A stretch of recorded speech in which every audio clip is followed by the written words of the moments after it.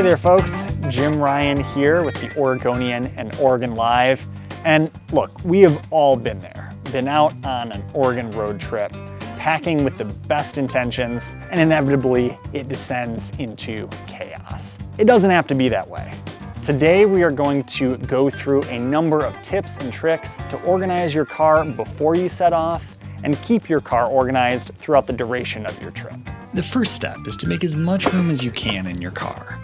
If the rear seats fold down, that's a big plus.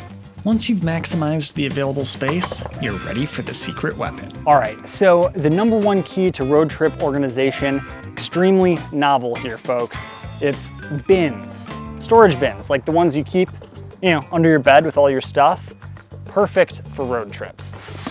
So the bins are a good way to keep things like clothing, food, camping gear organized, because that stuff tends to kind of explode all over your car. So in this bin, got some hiking stuff, a couple of jackets, tent, and I'm traveling light, so a couple of freeze-dried meals.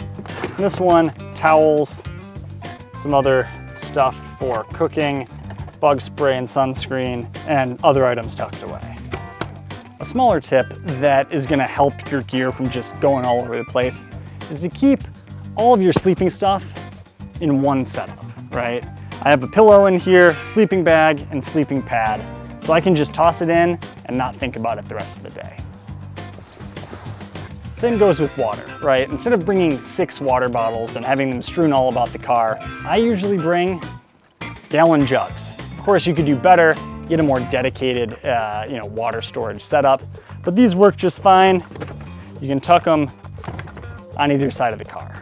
One of the nice things about the bins actually is that they're another flat surface. So if you have kind of assorted other items, a la camp chair here, you can just toss them on top and it stays reasonably organized as long as you're not loading too many odd items in there.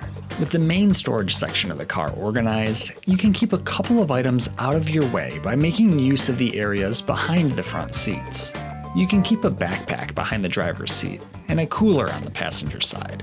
You might need to scoot the seats forward a bit to make everything fit, but it's worth it. One of the upsides, of course, of this packing method is you have a good bit of additional space up more toward you in the front seats to give yourself room to toss your gear on top or whatever, as long as you solemnly swear that you're not gonna do a gear explosion. So, thank you for tuning in. Happy travels and stay organized.